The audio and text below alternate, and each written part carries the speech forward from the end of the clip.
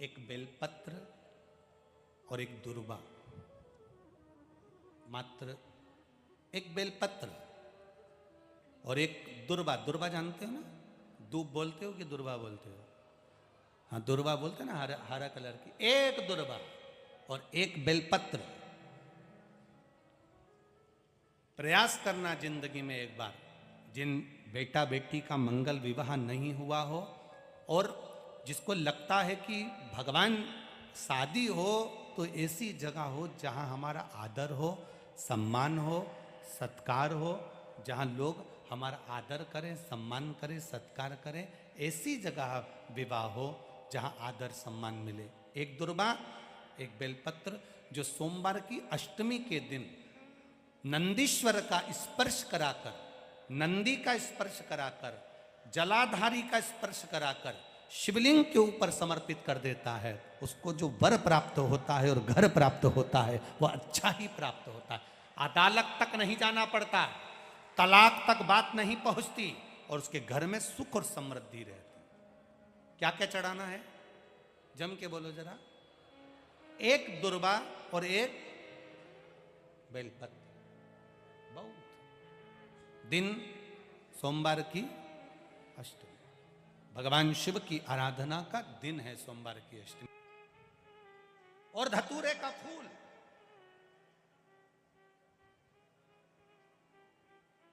कांटे वाला धतूरा और उसमें लगने वाला एक पुष्प।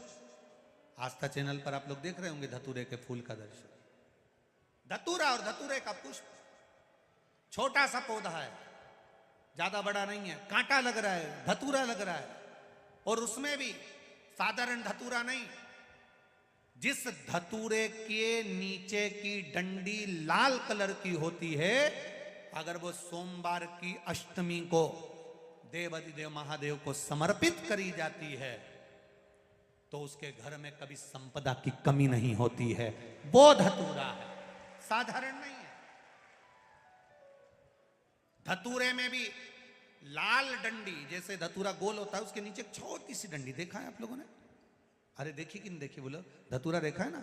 धतूरे के अंदर एक नीचे छोटी सी डंडी होती है, जब तोड़ोगे तो वो डंडी का कलर अगर लाल है, वो डंडी का कलर अगर लाल है, और कभी हम तो कहेंगे जैसे बड़ी बीमारी जिसको हो जाती है, लीवर, किडनी, कैंसर आदि आदि बड़ी बीमारियों से जो जूझ रहा होता है, प्रयास करो, प्रयास, महामृत्युंजय का जाप कर कर, महामृत्युंजय का स्मरण कर कर, एक लाल डंडी का धतूरा प्रयास करना। एक धतूरा मिल जाए या 5 धतूरे मिल जाए किसी भी एकांतेश्वर महादेव पर, जो शिव मंदिर एकांत में हो, जहाँ कोई जाता आता नहीं हो। वैसे तो अब बहुत मुश्किल है कि ऐसा मंदिर मिल जाए जहाँ कोई जाता आता नहीं हो। पहले की बात दूसरी है, अब बात दूसरी है। फिर भी कहीं आप रोड पे से निकल रहे हो, एकांतेश्वर महादेव अगर आपका दिख जाए, बहुत बीमारियों से ग्रसित हो, तो भी महामृत्युंजय जाप का स्मरण कर कर या किसी विद्वत ब्राह्मण जन से महामृत्युंजय मंत्र का जाप कराकर या भगवान शिव के मंत्र का जाप स्वयं कर कर, वो भी ना बने तो पंचाक्षर मंत्र नमः शिवाय, षडाक्षर मंत्र ओम नमः शिवाय या श्री शिवाय नमस्तुभ्यम जप कर वो लाल डंडी का धतूरा 5 एकांतेश्वर महादेव को आप समर्पित कर सकते हो। रोग थम जाएगा, जो दवाई खाओगे वो शरीर को लगना प्रारंभ हो जाएगी और आप स्वस्थ होना प्रारंभ हो जाएंगे। अगर बड़ा रोग, कहते हैं सोमवार के दिन की अष्टमी पढ़ने का, कौन से दिन? सोमवार के दिन कौन सी तिथि? जम के बोलो, अष्टमी। सोमवार के दिन अगर अष्टमी तिथि पड़े और उस दिन अगर 5 बेलपत्र भगवान शिव को समर्पित कर दी जाए तो व्यक्ति जो सोचकर, जिस कामना से, जिस मनवांछित फल के लिए बेलपत्र चढ़ाता है, उसकी वो कामना मात्र 3 महीने में पूरी हो जाए। मात्र 3 महीने। एक बात बहुत सुंदर है, ध्यान रखिएगा थोड़ा सा। कभी अगर मौका लगे, सोमवार की अष्टमी पड़ जाए, क्या पड़ जाए सोमवार की, जम के बोलो जरा, अष्टमी। या तो सोमवार की अष्टमी पड़ जाए, या हर महीने शिवरात्रि आती है, हर महीने आती है, या तो सोमवार की अष्टमी पड़ जाए या फिर सोमवार की शिवरात्रि पड़ जाए, हर महीने आती है। प्रयास करना कहीं से देसी गाय का दूध मिल जाए, थोड़ा सा दूध देसी गाय का मिल जाए, थोड़ा सा देसी गाय का थोड़ा सा दूध अगर प्राप्त हो जाए,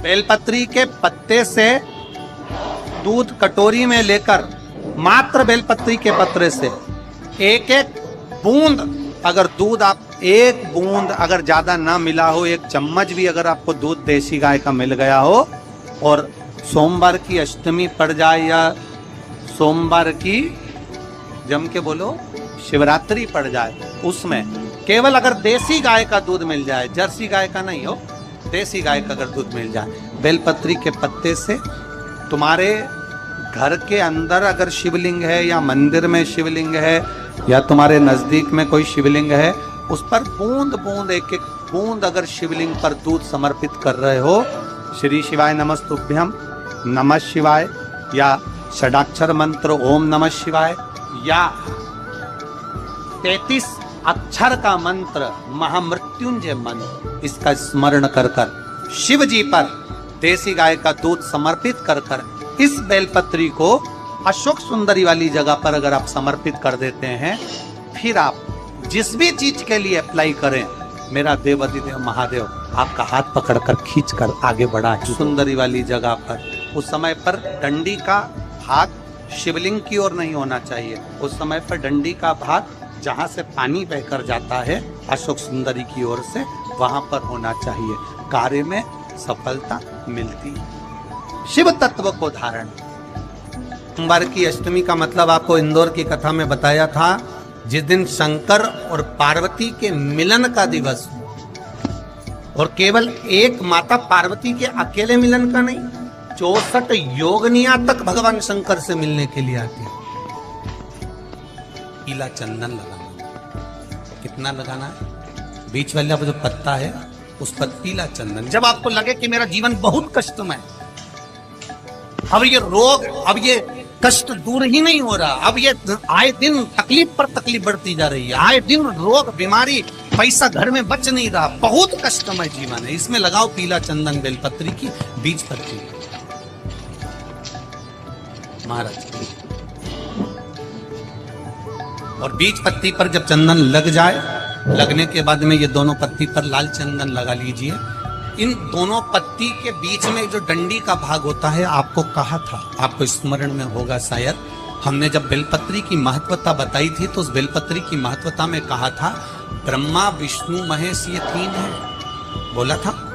बीच में ये बड़ी पत्ती से लेकर जो 2 पत्तियां होती हैं, इनके बीच में जो जगह बचती है, इसमें माँ पार्वती के 64 योगनिया, माँ पार्वती अपनी पूर्ण सिद्धि के साथ में जितनी भी देवी के स्वरूप हैं, वो माता 64 योगनिया देवी के स्वरूप में यहाँ पर विराजमान हो। ये जो बीच वाली पत्ती का जो भाग होता है, इस पत्ती के भाग में शहद का प्रयोग कर कर, यहाँ पीला चंदन, लाल चंदन, लाल चंदन, शहद का प्रयोग कर कर, इसी तरह से पकड़कर ये बेलपत्री की जो डंडी है वो अशोक सुंदरी पर जब आप समर्पित करें, तो जहां से जल बहता है उस ओर पर इस पत्ती को चढ़ाकर केवल आपके हृदय की बात कहकर देवाधिदेव महादेव से कोई भी शिव जी का मंत्र, पंचाक्षर नमः शिवाय, षडाक्षर ओम नमः शिवाय, श्री शिवाय नमस्तुभ्यम, या महामृत्युंजय मंत्र, जो शिव का मंत्र हो आपके पास में,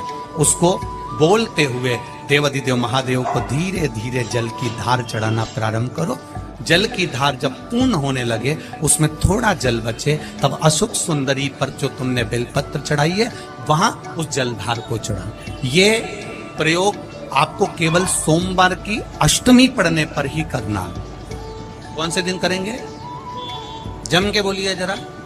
सोमवार की अष्टमी पड़ने पर यह प्रयोग करें और जल चढ़ाकर बाबा से विनती कर उसी बेलपत्र को वापस उठाकर कहीं जलाशय में या किसी पेड़ के नीचे विसर्जन कर दें और 1 लोटा जल वहां भी चढ़ा दें। बस निवेदन कर आ जाइए, मेरा बाबा 3 माह के अंदर हाथ जरूर पकड़ेगा और आपको दलदल से बाहर निकाल देगा। बात और आपसे कहेंगे, तारिये जिसके शरीर में सफेद चमड़ी पड़ने लगती है, चर्म रोग हो जाता है, या चेहरे पर आंख के पास में पूरा कालापन आ जाता है, उसको हमेशा याद रखना है, लाल चंदन का लेपन पीपल के पत्ते पर करिए। काय पर करना है? पीपल के पत्ते पर लाल चंदन का लेपन करिए। लेपन कर सोमवार की अष्टमी के दिन उसको लेपन कर वापस निकाल कर शंकर भगवान पर उसका धीरे धीरे त्रिकुंड बनाकर लेपन करना प्रारंभ करिए।